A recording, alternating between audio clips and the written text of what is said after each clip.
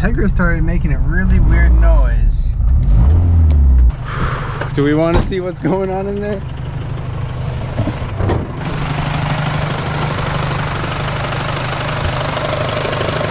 That's really weird.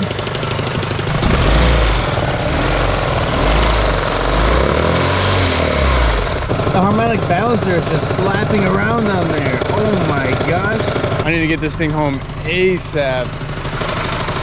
Well, at this point we lost power steering and it looks like alternator, and I'm assuming AC as well. But we're almost there. Well, that's tomorrow's problem.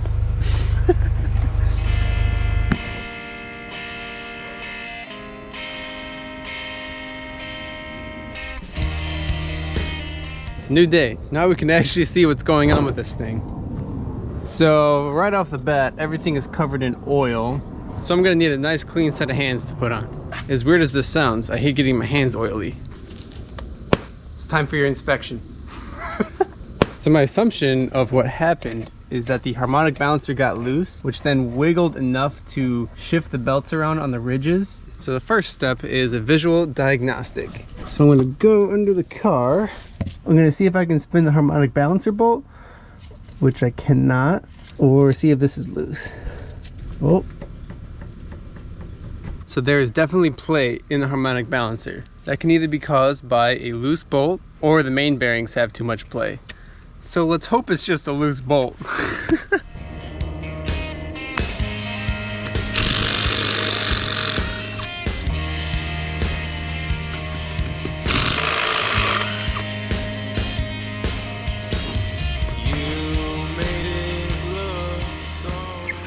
The more I'm thinking about it, the more I really want to just replace the whole timing belt kit and water pump while I'm doing this. Because with these cars, you have to take off all of the accessories to get to it.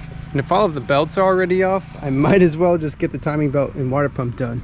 And if you guys have seen this Integra build video, you'll understand why I'm so cautious about the timing situation on this car.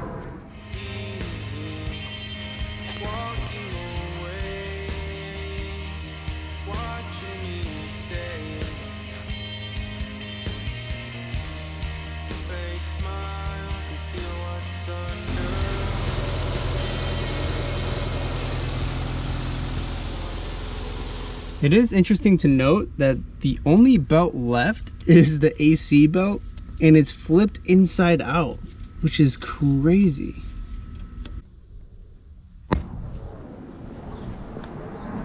Surprisingly, the head looks really clean.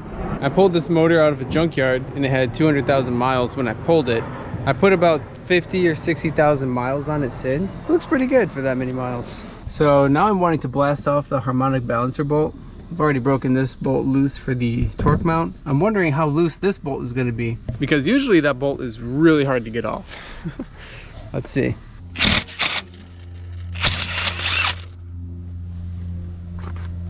That came off way too easily. Oh man. If you look in there, the keyhole actually sheared off. That is not good.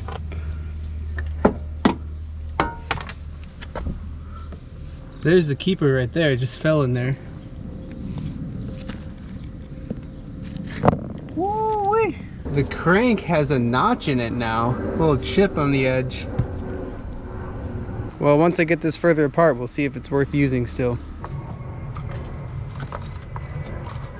Oh my gosh, this thing got grinded down. And it looks like there's a piece of a belt stuck in this crack here. Very important timing belt ring. Now we can see much more clear inside where we're working, and it looks like there's some more belt shrapnel in there. I'll add that to the pile. So the first thing I want to do if I'm doing a timing belt is get the cam set to top dead center for cylinder 1. And you can see there's little symbols on here that say up, and there's also these tick marks right here that you want to align. I'm spinning it counterclockwise because that's the way this engine is designed to spin. And now I'm just watching the cams here. Okay, so now we have it lined up. It says up on this one, up on this one, and the two hash marks in these teeth line up. And another thing you can check is there's a hole right here and a hole right here that you can stick a pin down and it'll hold the cams in place, which is pretty neat. I don't actually have those pins, but I'm going to go find something that'll work. Got this old Torx screwdriver. Perfect. Then we have this Allen wrench. Perfect. At this point we have everything lined up and locked into position, so we can now loosen the tensioner. And just by pushing down on it, once it's loosened, you can see how much more slack there is. And you just slide the belt right off.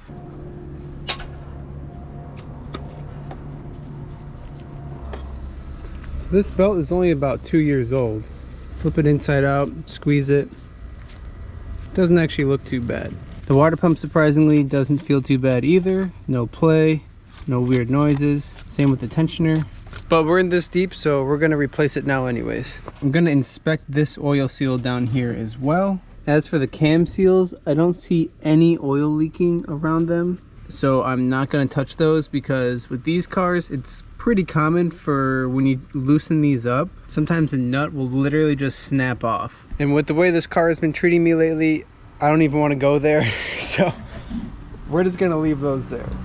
But there is a bunch of oil down here by the oil pump, which is on the crank, so that's why I want to inspect that. At some point I need to get off the rest of this belt that's stuck on the AC idler pulley, and then degrease everything. That'll be really satisfying.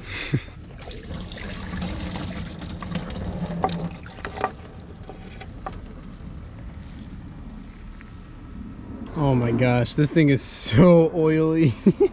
Even my other hand was covered in oil, both sides. Ugh. And now we clean this thing out. So as I'm cleaning up everything in here, I'm noticing that basically every connection on the power steering system is leaking fluid. So what I want to do is put new clamps on all of those fittings. Hopefully that will prevent a lot of this oil issue, because that was really caked on there. So it's been leaking for quite some time. I mean, this thing does have 300,000 miles, so it is kind of understandable.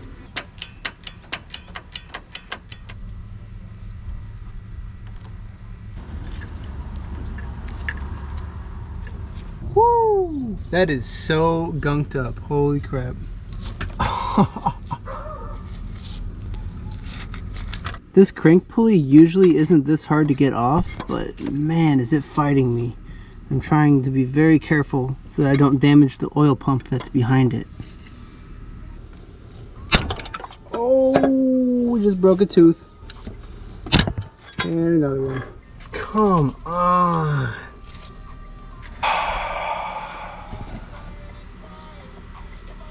Now what?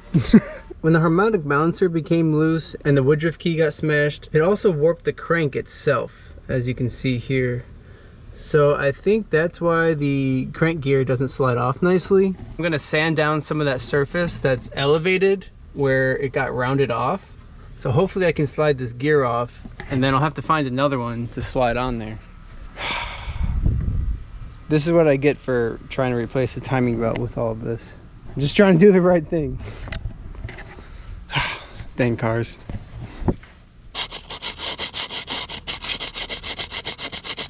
Okay, attempt number 2 at trying to get the crank pulley off. Oh, looks like that definitely helped a lot. It's already farther than it was before. So far, so good.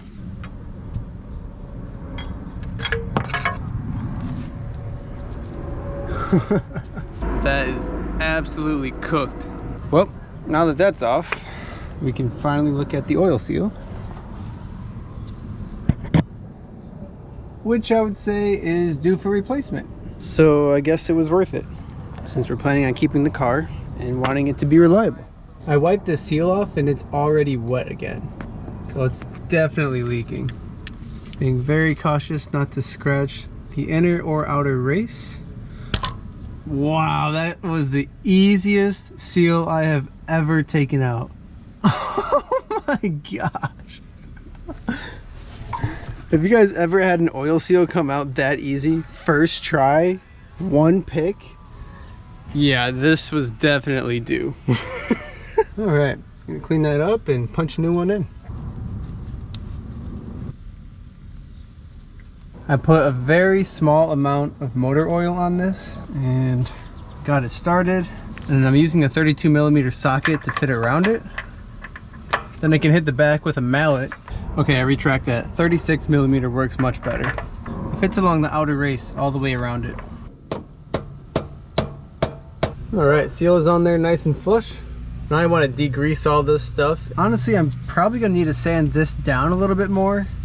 This crank gear did not come off nicely, and I'm gonna have to get a new one. And I want the new one to go on smooth. I don't want to have to beat it on, you know what I mean?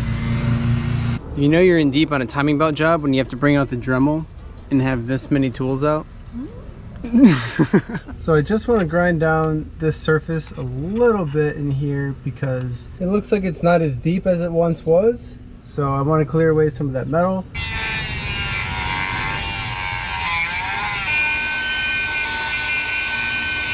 Hopefully it was enough to make a difference. I guess I can always trim off more. At this point I want to clean up the water pump area. If you can see on here, it's pretty crusty, and that would not make a good seal if I put a new one right on top of that. Because this, you can feel it with your finger and it just kind of flakes away. So I'm gonna grab a Scotch-Brite pad and try and sand that off to a nice clean surface. Well, I didn't have any Scotch-Brite, but I did find a little bit of steel wool, so we'll use that instead.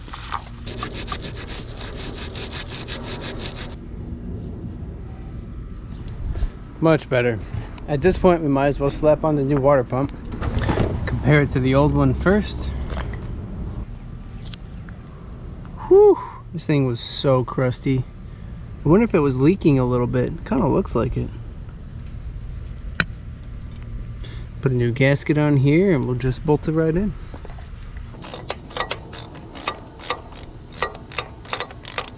Looking good on there. Well, at this point I need more parts, so I'm gonna go visit the guy with all the B series parts. Any guesses as to who that is? I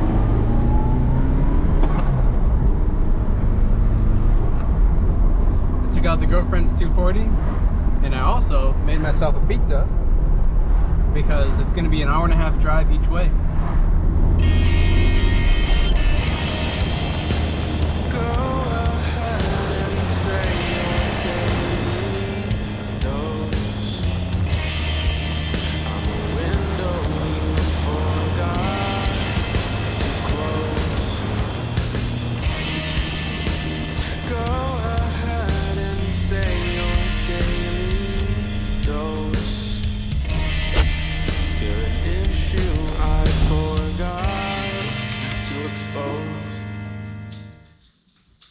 Huge shout out to my brother Nate. He ended up having every single piece that I needed to fix my car. He had a spare B20 motor laying around because he boosted it in his Civic and it blew up, so it was a perfect candidate for all the parts.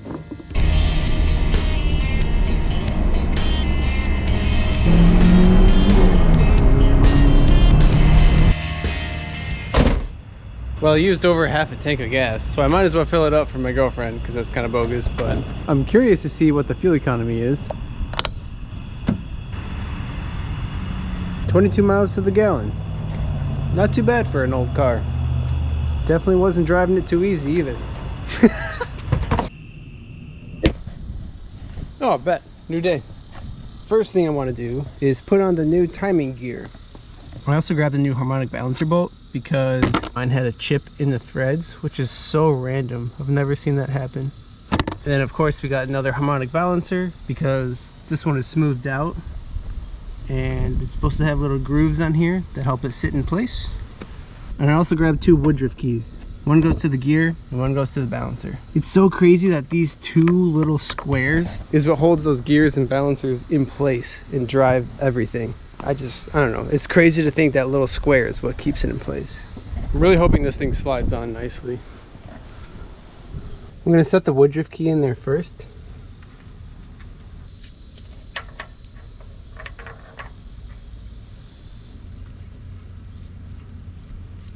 This gear is catching just a little bit, so I think I'm gonna try and polish this gunk off of here. With how deep we are in this, I don't want to risk damaging this, hammering it on. This is supposed to be nice and free on there. We're gonna reset the key. Oh man, so much better. Now we need to put a new tensioner on here. And this one pivots off of this stud here, and then a spring goes on this side. And then as you can see, the center is notched, so you can adjust how tight you want the timing belt. So we have the tensioner bolt on there loosely, so that we can still adjust the tension on here. Because now we need to put on the timing belt, and we want that to be as loose as possible. Got the new belt right here. You may have heard of Mitsubishi, but have you heard of Mitsubashi? I haven't. Kind of looks the same, but it's, I don't know. Is it the same? Does anyone know? It's got a very similar triangle logo. We've got the alignment marks lined up. Now you just take your belt. This is the easiest part. And you just kind of... Okay, so now that it's on there, you want to spin it around a couple times. And then you want to recheck your timing marks after you've spun it around a few times, just to make sure that everything's aligned. I can see the timing mark here and here line up, so that's good. And then we'll go on the bottom here. And honestly, it looks like this is one tooth off. This line needs to line up with this notch. But that's the importance of verifying, because I would have just put all that back together if I didn't check. I ended up taking off the tension, adjusting the crank pulley, tensioning it back up, rotating it, and now everything lines up as it should. So now we just gotta start slapping everything else back together. Okay, we got a lot of stuff on there. And I made sure to put the timing belt ring in between the timing gear and the harmonic balancer, which I'm about to put on. This will honestly be the moment of truth to see if this new balancer fits on the crank nicely. So fingers crossed.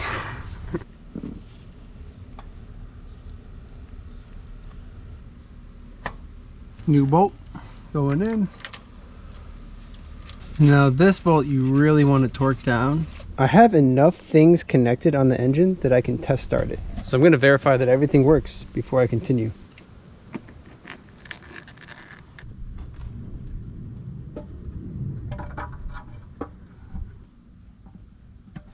All right, here we go.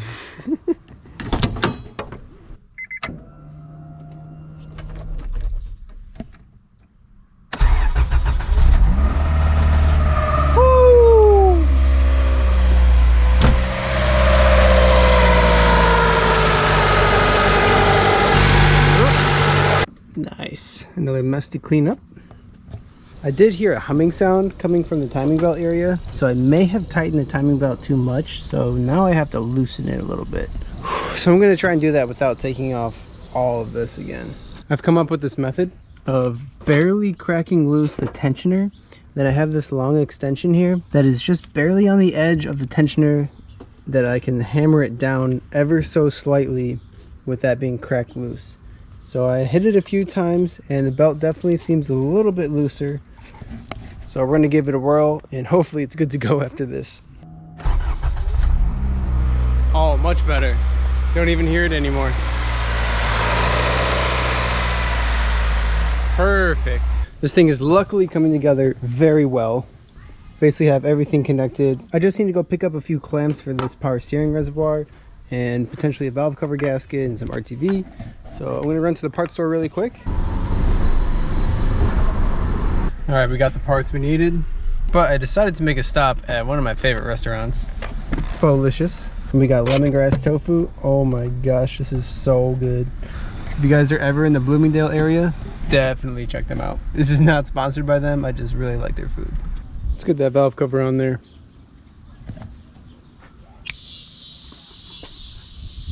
All right, well at this point everything is connected, all the fluids are filled, all the bolts are tight and torqued down. I think it's time for a test drive. But first let's inspect what's going on. Oh, we got smoke. Just all that oil burning off the headers. It sounds super good. Honestly, it sounds much better than it did before. Let's review our trophies. And I call them trophies because we won the battle. Timing cover, tensioner, oil seal, harmonic balancer bolt, water pump, harmonic balancer, timing belt, torque mount, all the power steering clamps, and last but not least, the timing gear, and my personal favorite, the harmonic balancer woodruff key. Flattened. All right, let's take this thing for a rip.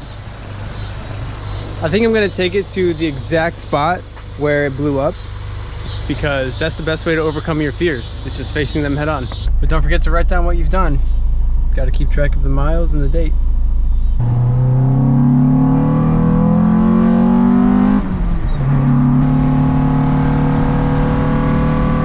I'd say it's good to go.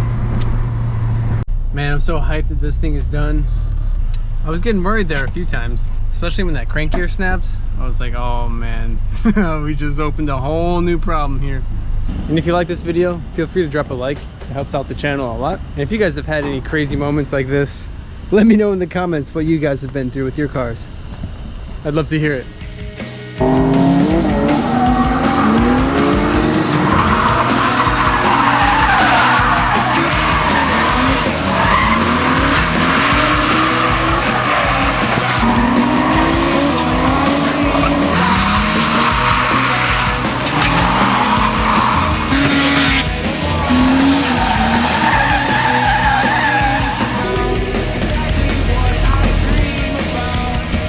Don't forget to eat your pie.